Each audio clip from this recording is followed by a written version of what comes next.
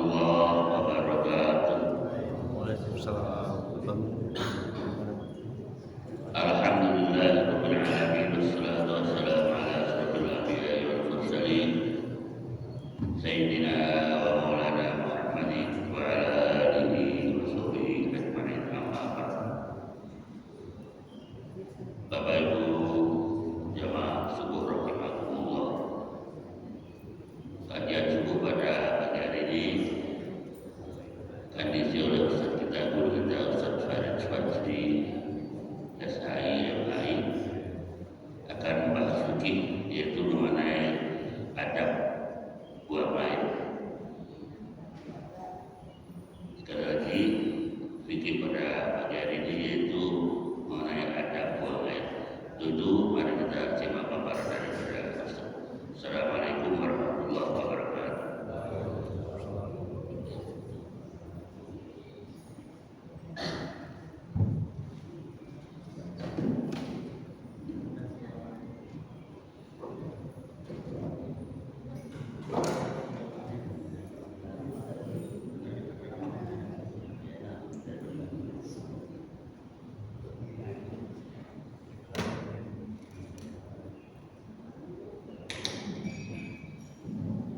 Bismillahirrahmanirrahim.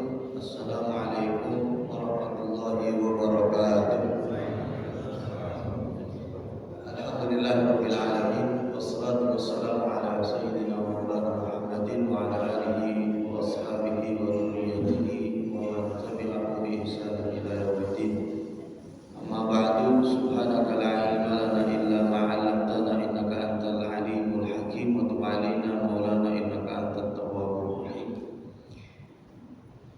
Hadratin mukarramin, para guru, para asatidz, para orang tua kami semuanya, ibu-ibu yang dirahmati Allah Subhanahu wa taala. Puji syukur kehadirat Allah Subhanahu wa taala, subuh kali ini selesai kita sholat subuh berjamaah. Kita lanjutkan dengan i'tikaf di masjid ini. Kita lanjutkan dengan ngaji, taklim. Kita lanjutkan lagi dengan silaturahim, ukhuwah Islamiyah. Mudah-mudahan yang kita kerjakan di pagi hari ini menjadi amal soleh di sisi Allah Subhanahu wa taala. Amin ya rabbal alamin. Pagi ini saya tidak melanjutkan bab sholat sebab saya takut bercampur. Saya akan memulai dari kitab fikih yang paling dasar, yaitu bab thaharah. Sebetulnya ada bab lebih dahulu sebelum masuk ke kamar mandi, yaitu bab tentang air. Biasanya dalam kitab-kitab fikih bab air ini ditaruh paling depan. Sebab orang biasanya kalau mau ibadah, terutama sholat, itu yang perlu disiapkan adalah airnya dulu. Sebab kalau dia ke kamar mandi, kalau di kamar mandi nggak ada airnya, dia mau ngapain? Airnya nggak ada. Tapi banyak juga kitab-kitab fikih yang tidak memperpanjang bab air, terutama kitab-kitab fikih yang berada di Indonesia. Sebab alhamdulillah di Indonesia banyak air, mudah air. Sampai sekarang nggak tahu kalau besok-besok ya kali habis juga airnya lama-lama. Ya sampai sekarang alhamdulillah untuk sekedar bersuci Indonesia masih banyak airnya. Maka beberapa kitab fikih ada yang tidak memperpanjang bab air. Ada juga kitab yang memperpanjang bab air. Kalau airnya sekian, kalau airnya ketukar kena air mawar, kalau airnya kemudian bercampur dengan yang lain, seperti kitab Fathul Mu'in itu kalau di pesantren-pesantren populer itu bab airnya panjang. Bab yang kedua yang saya akan bacakan yaitu bab tentang masuk ke kamar mandi. Bismillahirrahmanirrahim. Qala al-mu'allif rahimahullah ta'ala wa adama naf'a bihi wa bi ulumihi fid dharain amin ya rabbal alamin. Faslun, satu bab fasal fi adabil khala'i wa fil istinja'i, bab adab ke kamar mandi dan adab beristinja. Dalam bahasa Arab mandi itu namanya khola. Khola ini artinya sepi. Sebab biasanya kamar mandi ramai atau sepi? Ya sepi. Kamar mandi ramai ke pasar. Namanya kamar mandi pasti sepi, makanya disebut khola. Ada juga dalam bahasa Arab kanif. Kalau sekarang yang modern itu bahasanya daurul miyah. Ya, daurul miyah. Kalau kita ke Masjidil Haram itu ada tulisannya tuh daurul miyah. Itu kamar mandi juga. Orang Indonesia bilang toilet, ya. WC. WC itu panjangnya WC. Water close, ya. Water close, water air close, tutup, airnya ditutup. Ini mohon maaf hadirin, saya tuvelnya terlalu tinggi begini jadinya ya, tuvelnya kebanyakan. Kakus ya, jamban. Orang Jawa bilang jamban juga ya. Orang Jawa Barat bilang jamban. Ini namanya khola dalam bahasa Arab. Ada juga ulama yang mengatakan khola ini artinya adalah nama setan. Emang ada satu jenis setan namanya khola. Sebab ini setan emang tinggalnya di kamar mandi. Ini satu setan. Sebagus-bagusnya kamar mandi, kalau dia namanya tempat kamar mandi, tempat toilet, tetap tempat tinggalnya setan. Tetap tempat tinggalnya setan. Maka disebut dengan khola. Wafil istinjari, dan dalam beristinja. Yuqaddimu, hendaknya mendahulukan siapa dakhilul kholai, orang yang masuk kamar mandi, yasarohu, kaki kirinya, wal khariju, dan keluar kamar mandi, yaminahu, pakai kaki kanan. Masuk kaki kiri, keluar kaki kanan, jangan terbalik. Sebab yang baik-baik pakai kanan, yang jorok-jorok, yang jelek-jelek pakai kiri. Masuk masjid kaki kanan. Pakai baju dahulukan pakai tangan yang kanan. Pakai sepatu, pakai sendal kaki kanan. Ngasih orang sedekah pakai tangan kanan. Akad nikah pakai tangan kanan. Nikah lagi tangan kanan, tangan kiri. Kalau baik ya tangan kanan, kalau buruk ya tangan kiri. Baik apa enggak bu, kira-kira ibu-ibu? Baik katanya, tanya ibu-ibu. Baik katanya, berarti tangan ya tangan kanan, maksudnya ketika pakai tangan kiri ya, berarti baik, indikasi itu baik ya, tangan kanan dipakainya. Sedangkan yang buruk-buruk pakai kiri, cebok nanti tangan kiri cebok, karena yang kotor, yang jelek-jelek. Ini alasan yang pertama. Alasan yang kedua, memang ada hadis Rasulullah Shallallahu Alaihi Wasallam riwayat Imam At-Tirmidzi dari Abu Hurairah radhiyallahu anhu. Anna man bada'a bi rijlihil yumna qabla yasarihi, siapa yang masuk kamar mandi pakai kaki kanan, enggak pakai kaki kiri, mubtuliya bil faqri, bisa kena jadi miskin. Siapa yang masuk kamar mandi pakai kaki kanan bisa kena wabah namanya miskin. Pak Ustadz, saya jualan apaan aja gagal laku. Pagi-pagi saya jual nasi uduk gagal laku. Malam-malam saya jual nasi goreng gagal laku juga. Bapak kalau masuk kamar mandi kaki kanan apa kaki kiri? Nah itu dia Pak Ustadz, saya pokoknya kalau masuk kamar mandi saya mau masuk-masuk aja, saya kagak pikirin. Nah besok coba dirubah Pak. masuk kamar mandi jangan kaki kanan, kaki kiri. Ya, Ustadz bisa aja. Itu banyak orang yang masuk kamar mandi sembarangan, usahanya maju. Kan miskin, belum tentu duit juga, belum tentu usaha doang. Minimal miskin ilmu, minimal miskin adab.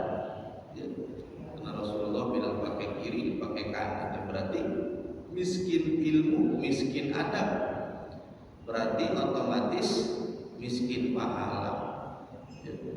Makanya kalau bisa selalu diperhatiin tuh, kalau mau masuk ke kamar mandi pakai kaki kiri, jangan pakai kaki kanan. Yang kedua, wala yahmilu dzikrallahi ta'ala, jangan membawa tulisan lafaz Allah.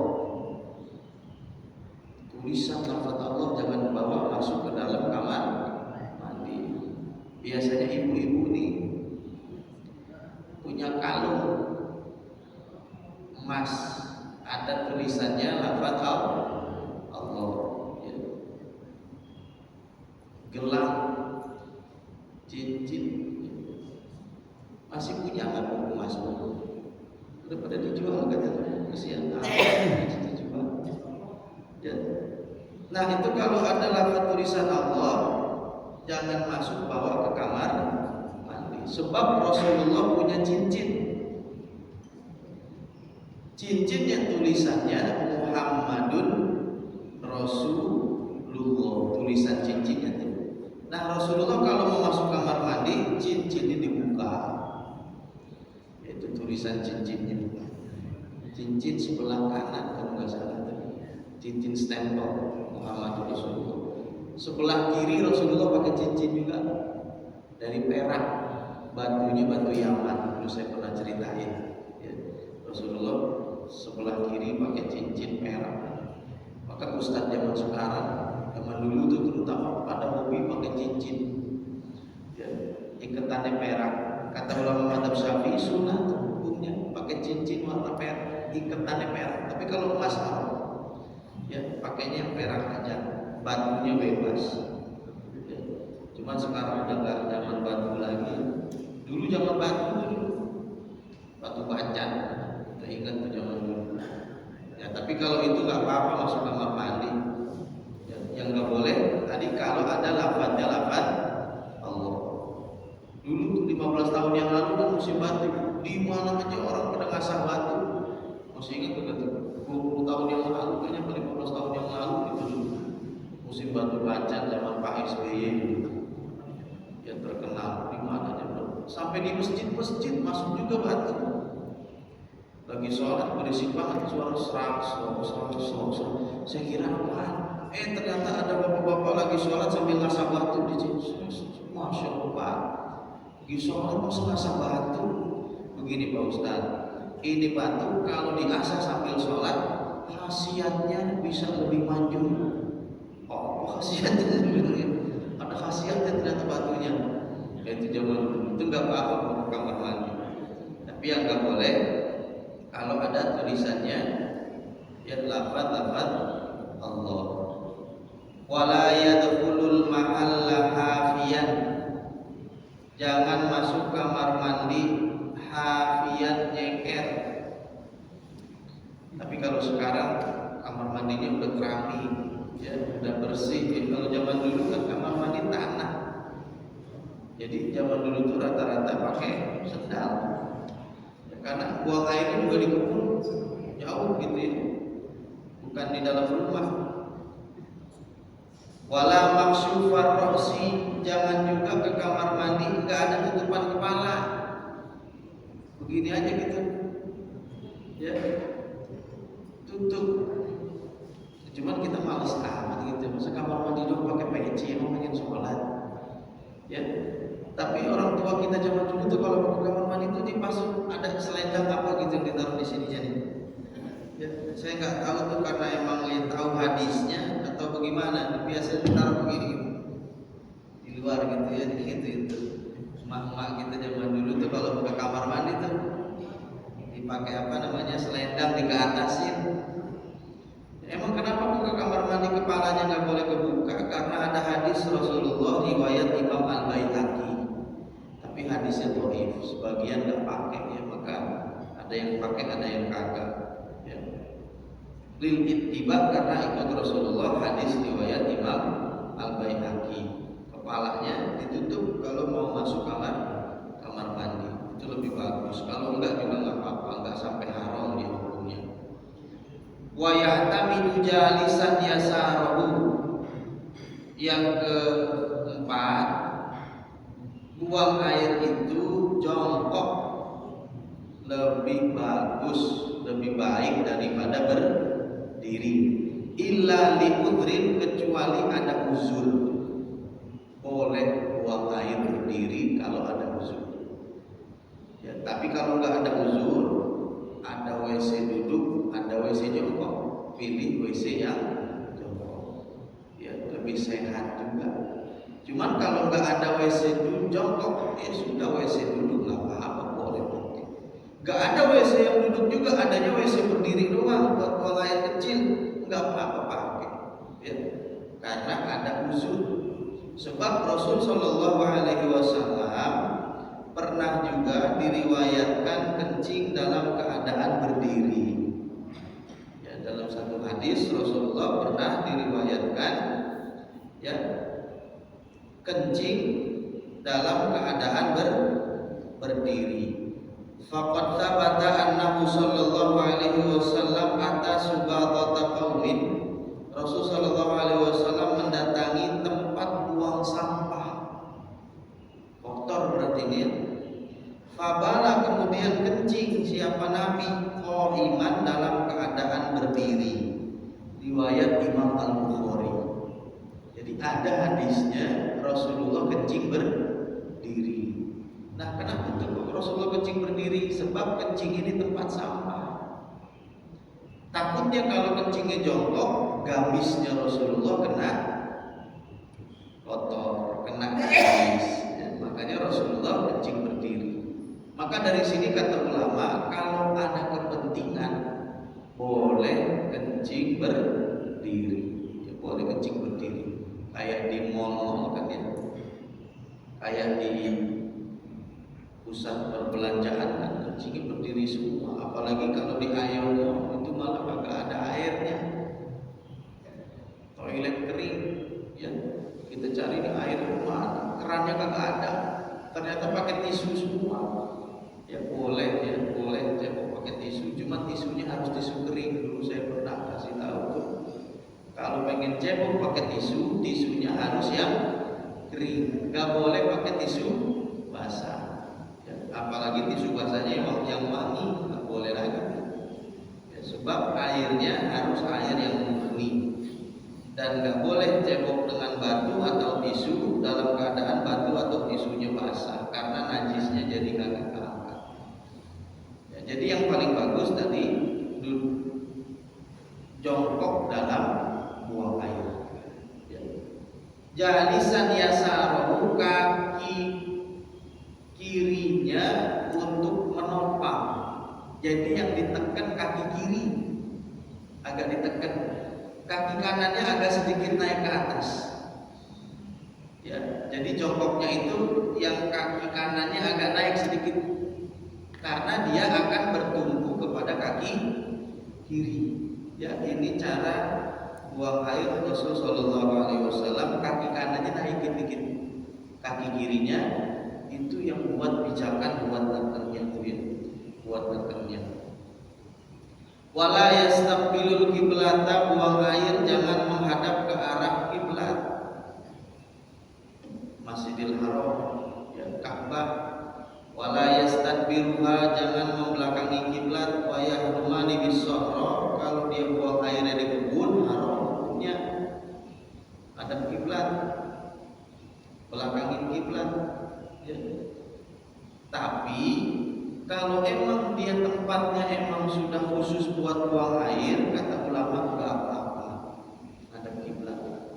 Yang enggak boleh haram itu kalau dia buang airnya di kebun. Emang ada orang zaman sekarang buang air masih di kebun? Enggak ada. Diomelin Pak Wali Kota, nanti buang air di Kalau dia di kamar mandi masih boleh dia menghadap ke kiblat, meskipun yang lebih afdal jangan hadap ke Masjidil Haram, membelakanginya juga nggak boleh. Kalau Masjid Nabawi boleh, Masjid Nabawi ngadep. Masjidil Aqsa nggak apa-apa juga boleh, karena nggak ada hadisnya. Yang ada hadisnya hanya jangan ngadap ke arah kiblat.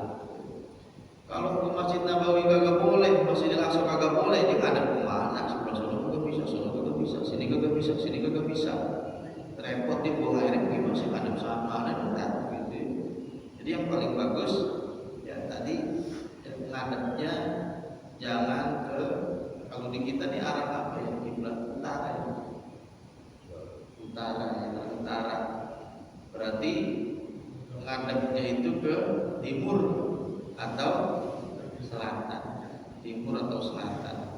Tapi kalau WC-nya udah jadi nggak jadi masalah, boleh. Kalau memang dia khusus untuk WC.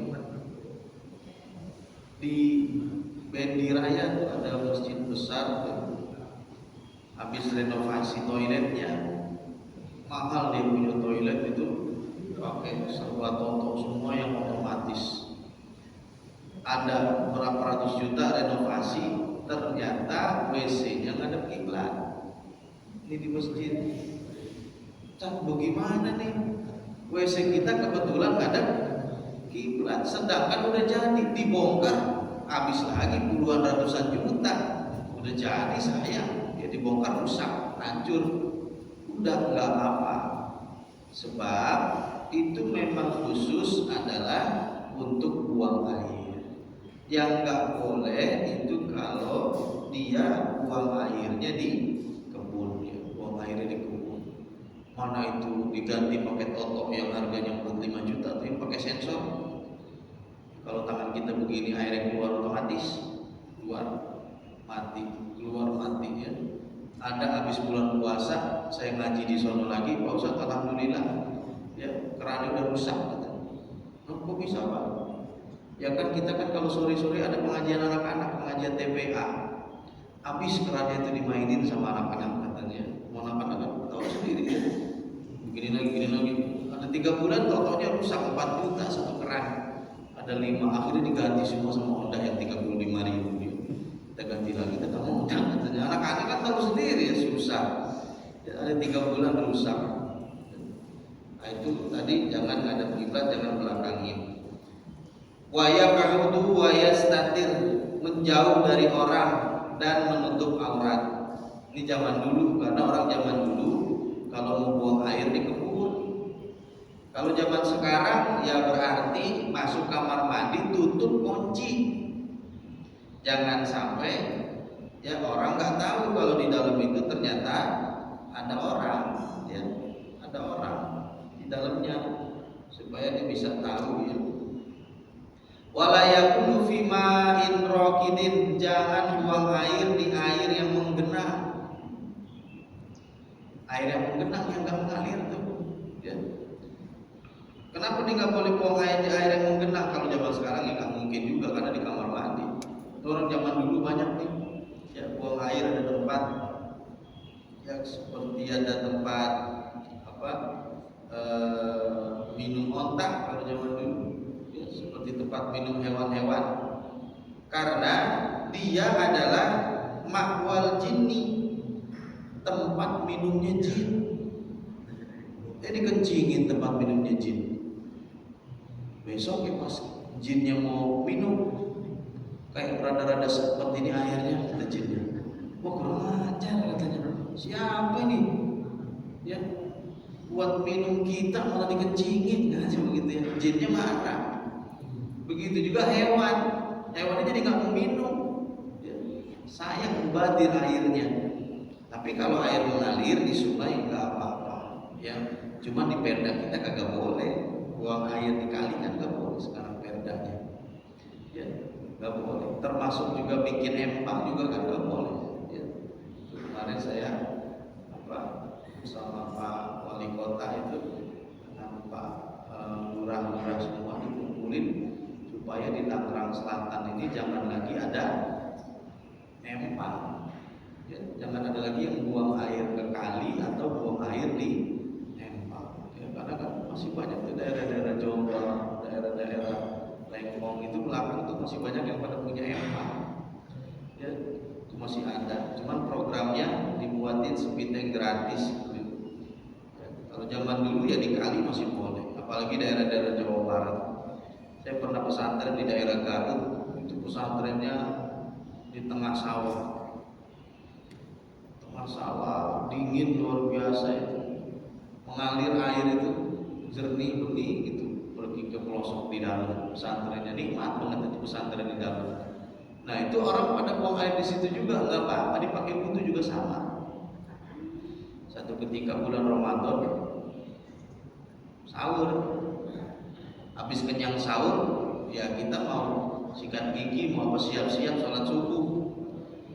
Begitu pas lagi saya mau sikat gigi, ya di kali itu juga saya lihat kejauhan kayak ada orang lagi jongkok gitu ya. Orang lagi jongkok gitu. Pas saya tegas-tegasin, namanya subuh-subuh kan masih ngantuk gitu ini aja. Mata masih sempet saya kucek-kucek, lo benar ternyata ada orang lagi jongkok di sana kejauhan. Celananya dibuka. Wah, berarti dia lagi buang air. Bukan masalah dia buang airnya, ya kali yang dari sono alirannya ke sini, ke tempat saya lagi sikat gigi, mana kenyang banget lagi habis sahur. Bilang, tapi ya nggak apa-apa, tetap dia airnya boleh dipakai, masih suci, meskipun jelas-jelas di sana ada yang nongkrong. Ya, yang penting nggak pas yang jurusan paketnya aja itu, ya. Misi paket gitu ya, kalian itu kagak boleh. Ya, tapi bukan jurusan paketnya kagak apa-apa, boleh ya. Boleh, karena airnya mengalir. Tapi kalau airnya nggak mengalir, nggak boleh dipakai ya. Kecuali itu airnya terlalu banyak, lebih dari 2 bulan, dan airnya nggak berubah, baru boleh dipakai ya. Jadi jangan buang air di air yang menggenang, sebab air yang menggenang itu minuman binatang dan minuman jin, mubatir nanti ya. Wajuhrin, jangan buang air di bolongan. Ya dulu saya pernah kasih tahu juga tuh, kalau di bolongan itu adalah tempat tinggal jin. Ya, jin tinggalnya di bolongan-bolongan, perahu bekas, gorong-gorong, ya tempat selokan, itu tempat tinggal jin tuh. Ya emang Allah udah usir ke sana. Jin itu diusir ke laut, ke gunung, ama ke lubang-lubang yang gak dipakai. Kapan itu diusirnya? Dulu sejak Nabi Adam diciptakan. Kata Allah, aku ingin menciptakan makhluk baru, namanya manusia. Tadinya yang mimpin dunia ini jin. Presiden dulu di Indonesia ini jin. Dulu sebelum Nabi Adam diciptain, presidennya jin, ya, gubernurnya, wali kotanya jin, semua ini di Indonesia, di seluruh dunia. Akhirnya Allah berfirman, inni ja'ilun fil ardi khalifah, aku ingin menjadikan pemimpin baru di dunia manusia. Silahkan jin pada pergi semua. Ya, diusir ke gunung, diusir ke laut, paling banyak ke laut diusir. Termasuk juga menjadi tempat tinggal dia adalah tempat yang bolong tadi, ya, tempat yang ada rongga-rongganya tuh, ya, atap-atap yang bolong, ya, itu tempat tinggalnya jin. Termasuk bolongan-bolongan di tanah, gua-gua itu tempat tinggalnya jin. Nah itu jangan dikencingin, sebab kalau dikencingin nanti jinnya marah, lu kurang ajar. Tempat saya, rumah saya dikencingin, gitu ya. Bahkan ada satu riwayat seorang sahabat Rasulullah meninggal. Meninggalnya ternyata dibunuh oleh jin. Kenapa dia dibunuh oleh jin? Sebab dia kencing di tempat rumah bolongannya jin. Namanya adalah Sa'ad bin Ubadah. Sa'ad bin Ubadah dibunuh oleh jin. Berarti atas izin Allah jin bisa membunuh manusia, atas izin Allah, dan kalau memang sudah ajalnya ya bisa tuh ya. Ini ada sampai ada riwayatnya ya, ada syairnya. Nahnu qatalna sayyidal khazraj Sa'ad bin Ubadah wa ramainahu bisahmin, aku lempar dia dengan anak panah, kata jin. Falam yukhti fuadah, tepat di jantungnya. Meninggal nih orangnya karena kencing di dalam bolongan. Selain bolongan tempat tinggal jin, bolongan juga tempat tinggal binatang. Semut pada tinggal di bolongan, ya. Hewan-hewan lain kesian, ya. Semut lagi pada rapat dikencingin, banjir, kesian, ya. Hewan-hewan yang lain, ya. Maka jangan di bolongan. Wa mahabburihin, dan tempat arah angin, tempat arah angin kencang. Kalau zaman sekarang ini kagak ada. Kalau zaman dulu tuh biasanya ada 2 gunung, di tengahnya itu biasa anginnya kencang tuh. Ya kalau di gurun pasir itu ada biasanya 2 bukit gitu ya, bukan gunung, 2 bukit. Nah di tengah-tengahnya itu biasanya anginnya kencang gitu ya. Itu kalau hujan itu tengah-tengahnya banjir tuh. Ya. Seperti yang di Mekah itu Jabal Abi Qubais, kemudian bukit-bukit bebatuan itu kalau hujan banjir bawahnya. Ya karena air dari atas itu deras tuh. Ya. Nah kalau dia nggak hujan musim panas itu anginnya kencang.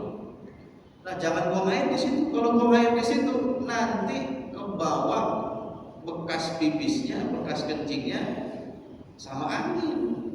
Selain ke bawah bekas pipisnya, ke bawah juga apa? Aromanya kemana-mana. Gitu ke bawah angin. Ya saya kalau ngaji di Serpong itu aroma dari Cipecang itu masya Allah sampai ke masjid-masjid. Ya kesian tuh. Serpong, ya, Cipecang tempat pembuangan sampah tuh, ya kan dekat Masjid Agung Serpong. Kebetulan saya ngajar di situ. Ya kita kalau ngaji nih habis maghrib, apalagi musim hujan, kalau ada angin dari Cipecang itu loncat ke Serpong. Itu baunya sampai ke Masjid Agung ya, baunya itu. Nah itu begitu juga kalau dibuang air di tempat angin kencang, maka najisnya nanti kecipratan kemana-mana. Selain itu juga tadi baunya juga mengganggu orang lain. Ya. Watorikin, jangan buang air di jalanan, apalagi di tengah jalan, tabrak. Mungkin jalannya kagak boleh, tapi di tengah jalan. Nah ini biasanya di halte nih. Coba ada halte mana tuh yang gak bau pipis, bau pesing? Ya, kenapa nih? Bahkan ada hadisnya nih. Ada yang mengatakan haram, bahkan dilaknat dalam hadisnya. Rasulullah SAW meriwayatkan, takutlah kalian orang yang dilaknat. Siapa yang dilaknat Rasulullah? Orang yang buang air di jalanan, ya, di jalanan, ganggu orang, ya, ganggu tempat orang istirahat, tempat orang jalan, malah dikencingin sama dia. Watah tamut mirotin, jangan buang air di bawah pohon yang berbuah. Pohon yang ada buahnya tuh jangan dikencingin. Takutnya nanti buahnya jadi sempet, jadi asam gitu ya buahnya. Emang iya? Enggak. Masa buahnya jadi sempet? Ya.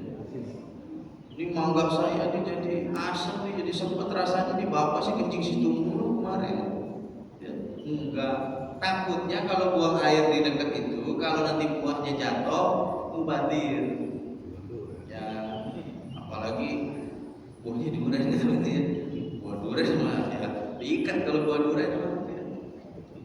Tempat saya ada tuh, dekat saya di Ciates, saya nggak tahu tuh satu rumah dia punya buah durian, yang lain punya buah durian banyak, cuma dia punya buah. Ya, dikasih anjing 2 biji, takut pada yang nyolong. Nah kalau jatuh kan mubadir tuh, kena bekas buang air gitu. Mubadirnya bukan karena nanti buahnya jadi sempet. Kalau jatuh kan hewan-hewan yang lain manusia juga nggak bisa makan. Wala yatakalam, kalau buang air ke kamar mandi jangan bicara, makruh. Makruh bicara di kamar mandi. Makruh juga kamar mandi seperti bicara juga ini bawa handphone. Ya, buang airnya mah cuma semenit doang. Gara-gara nonton Facebook, nonton YouTube di situ, lama, ada setengah jam kagak keluar. Karena karena dia bawa handphone ke kamar mandi makruh. Ngomong aja kagak boleh. Ya. Kalau nggak ada perlu kagak boleh. Tapi kadang orang kita juga sih udah tahu di kamar mandi ada orang, pakai nanya. Kan di kamar mandi udah tahu ada suara air, lampunya nyala, pintu dikunci, nanya ada orang apa kagak? Ya kan udah tahu dalamnya ada orang. Yang di dalam nyautin lagi. Ada. Yang di luar pakai nanya lagi. Lagi ngapain? Ngapain ke namanya kamar mandi? Ya, buang air ke, buang air kecil ke, wudhu ke, apa namanya di kamar mandi ada orang. Ya. Yang dalam bilang, ya, lagi buang air kata kita. Tanya lagi yang di luar. Tanya apa di luar? Masih lama kagak? Akhirnya dia ngomong aja dari tadi berdua di kamar mandi. Padahal hukumnya makruh. Jangan berbicara di dalam kamar mandi. Sebagaimana makruh juga jangan berbicara ketika tawaf. Tawaf itu masih sah kalau bicara, tapi hukumnya makruh. Lebih baik jangan. Ya. Kalau sholat bicara batal. Kalau tawaf nggak batal. Kalau sholat batal. Ya, dulu cerita tiga santri sholat berjamaah, yang satu jadi imam, dua jadi makmum. Begitu tiba-tiba jadi imam karena masjidnya lagi renovasi, ternyata di atasnya ada tikus gede botak jatuh ke kepala imam. Makmumnya kaget. Astagfirullahaladzim, tikus botak katanya begitu. Nah kan dia ngomong tuh, berarti batal nggak sholatnya? Batal. Kata yang sebelahnya, sholat kagak boleh ngomong, tahu batal. Kan dia ngomong juga ya tadi ya. Sama berarti dia berdua batal makmumnya. Yang cakep mah imamnya. Ya. Kata si imamnya, ya. Alhamdulillah. Bagus gua kagak ngomong katanya begitu. Kan dia ngomong juga itu kan bisa. Ya. Tiga-tiganya batal itu tadi. Ya. Lagi sholat ngomong batal. Kalau tawaf makruh doang enggak batal. Tapi ya kalau bisa tetap jangan ngomong. Tapi orang kita kayaknya kalau ketemu tetangga kalau nggak nyapa nggak enak ya. Iya, sombong amat sih gitu ya. Nah, ibu-ibu ketemu tetangganya di Mekah lagi tawaf, kalau nggak nyapa kan dikata sombong ntar Ustaz. Akhirnya ketemunya nyapa juga itu lagi pas tawaf. Ya, ketemu ibu haji lagi pas tawaf. Ya Allah, Bu Haji nggak nyangka kita ketemu di sini, padahal tetangga di Indonesia. Ya Allah, Bu Haji pergi umrah udah berapa hari di Mekah? Udah 3 hari. Itu ibu-ibu tuh. Ya kalau ngomong menit pertama lempeng dia. Menit pertama lempeng. Ya. Kapan berangkat kemarin hari Sabtu? Bagaimana di rumah ngadain walimatus safar? Ngadain. Banyak yang hadir, banyak. Kita namanya ibu-ibu rajin ngaji, yang hadir banyak katanya begitu ya. Itu menit pertama. Menit yang kedua mulai rada-rada singit ya, nggak kayak si Ono gitu sambil monyong gitu sih ibunya tuh, ditunjukin temennya mana walimatus safar kagak ada yang datang lagi ya. Mana dia syukuran di rumahnya berkata cuma telur doang minggu kagak ada daging-dagingnya bisa gitu ya. Jangan ngomong meskipun nggak batal. Wala yastanji bima'in fi majlisihi, jangan cebok di tempat dia buang air. Ceboknya di tempat lain.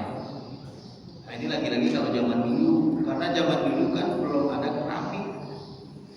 Ya kalau zaman sekarang habis buang air siram dulu baru cebok.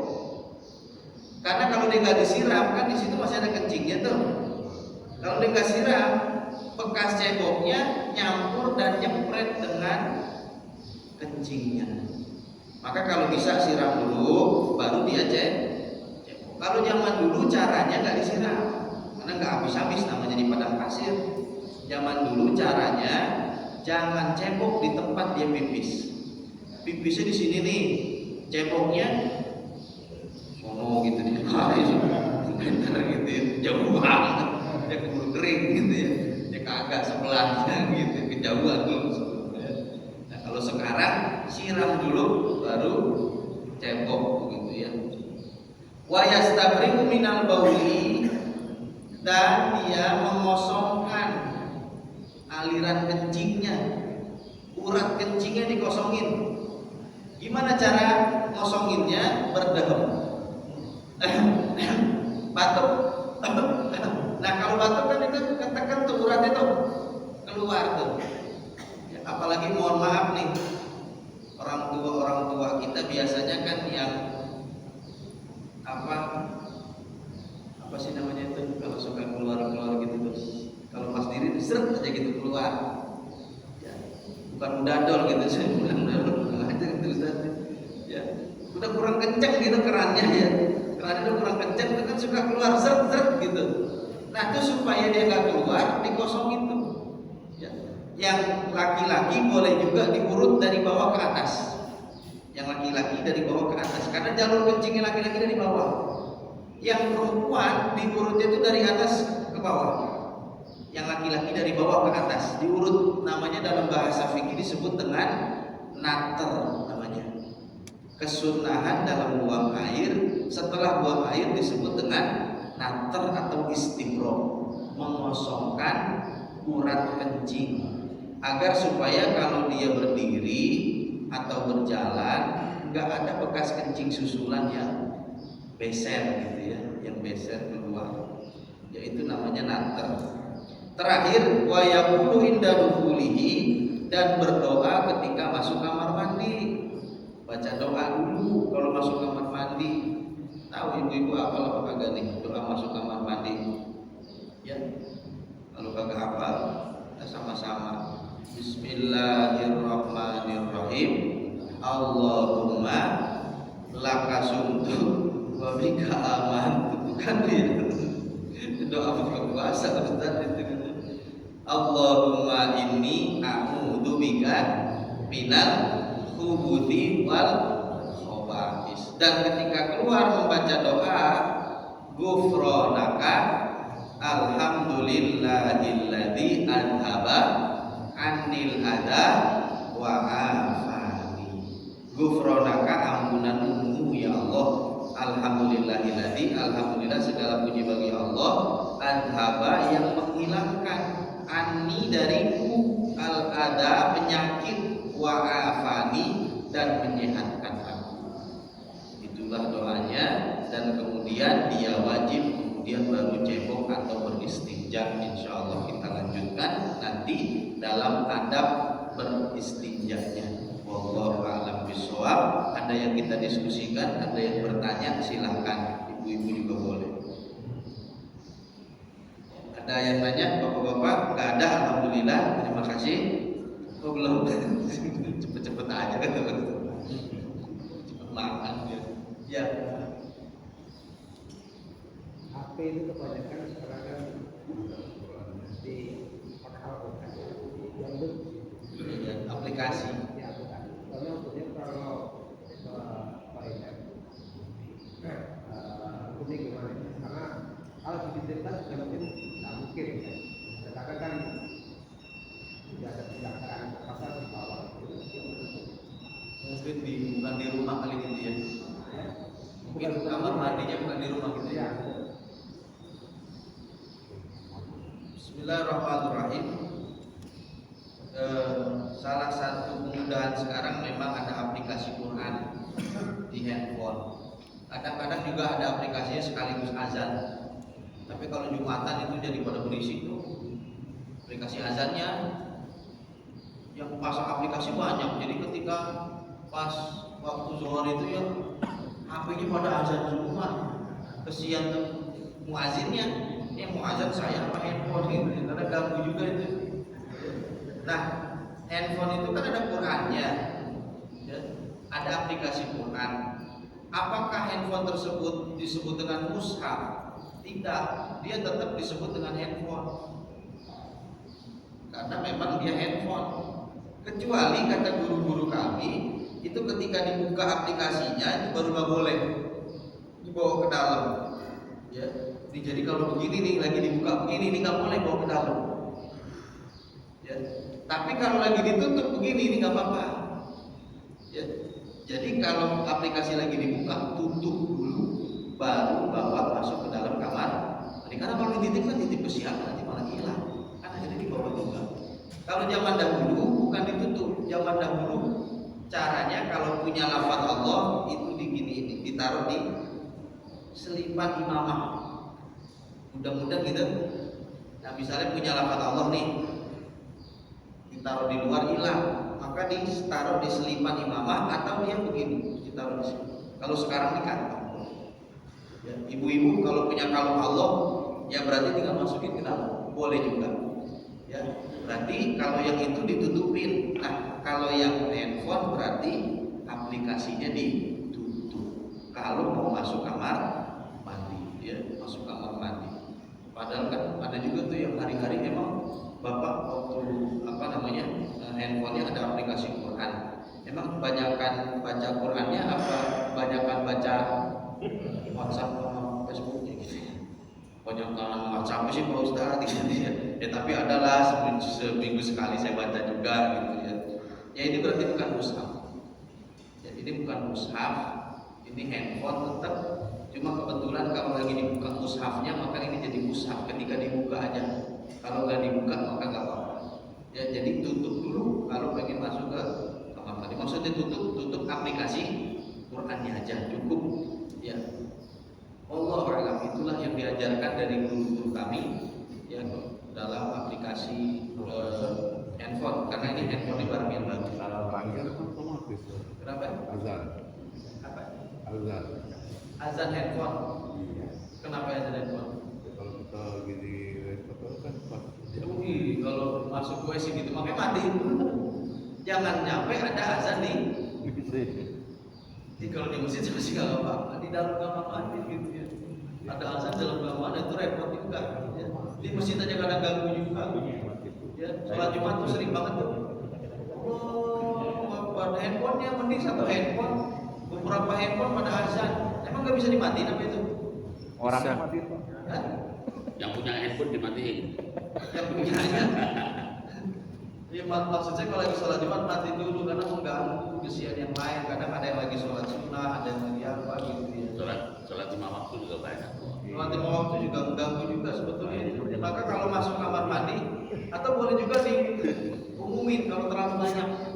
Itu kayak di Islamic Center. Saya khotib Jumat karena di situ pekerja semua, jadi handphonenya canggih-canggih, pada pasang semua. Itu dikasih tahu tuh. Mohon maaf bapak-bapak yang mengaktifkan azan prayernya harap dinonaktifkan terlebih dahulu karena mengganggu kekhusyuan sholat Jumat.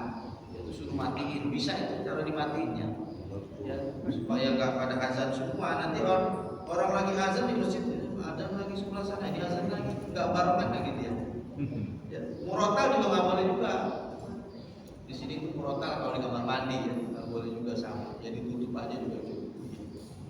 Allah a'lam bishawab. Ada lagi apa cukup? Kita rasa cukup. Ya. Mudah-mudahan yang kita kaji ada manfaatnya. Karena di depan kita sudah siap, sudah kelihatan. Ngaji juga udah nggak fokus, sudah nggak konsentrasi.